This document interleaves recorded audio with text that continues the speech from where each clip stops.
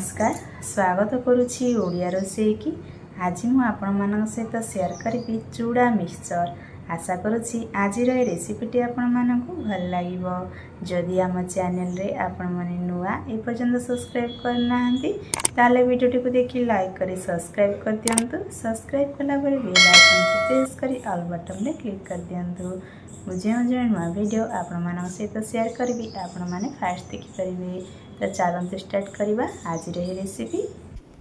चूड़ा मिक्सचर प्रस्तुत करने 500 ग्राम चूड़ा नहीं जाइए, 50 ग्राम कॉर्नफ्लेक्स, काजू 50 ग्राम, बादाम 50 ग्राम, आलमंड 50 ग्राम, 10टा सुखिला लंका आउ भृसंग पत्र किसी नहीं जाइए।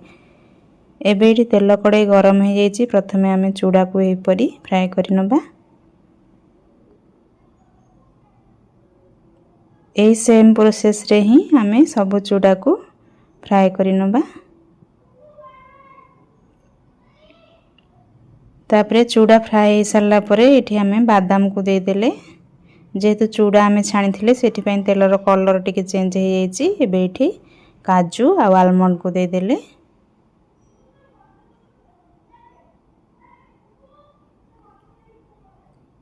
एबे एठी बाहर कर नेले। तापरे आमे एठी कॉर्नफ्लेक्स को दे देबा। अल्प अल्प करिकि कॉर्नफ्लेक्स को छाणी नबा। आपण चाहिए नड़िया पाती मध्य फ्राए करि परिबे बा अदा को मध्य फ्राए करि परिबे।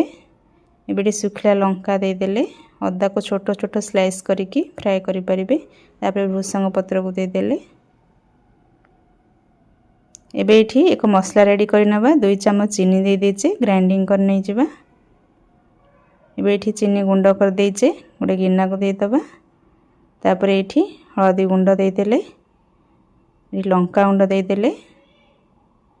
तापर एठी चाट मसला गोटे चम्मच दे देले।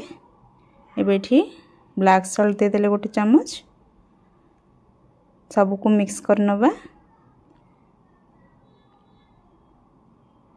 एबे एठी मिक्स कर देले। चलंतु आमे नेक्स्ट प्रोसेस को जिबा। एबे एठी चूड़ा रे आउ जहा सब छाणी के रखिथिले सब ऐड कर देले, मिक्स कर दबा। तापर आमे एठी मसला ऐड करिबा जोटा बनै थिले। अल्प अल्प करिक ऐड करिवे, सब एका थरके ऐड करिवेनी, अल्प ऐड करिवे। तापर एही परि मिक्स करिवे, आ अल्प ऐड करिवे, स्टेप बाय स्टेप एमती ऐड करिवे, जा द्वारा कि मसलाटा हमर सब आडे मिक्स होई परिबो। एबे एठी हमर रेडी हो जाइछि चूड़ा मिक्सचर। तो चलंतु एबे आमे प्लेट को बाहर करनबा। एबे एठी फाइनली रेडी हो जाइछि हमर चूड़ा मिक्सचर। खाइबा को निश्चित घरे थरे बनांतु। केमिति लागिला आपनकर अनुभव आम सहित शेयर करंतु। रहउछि देखा हबा नेक्स्ट वीडियो रे। Thank you.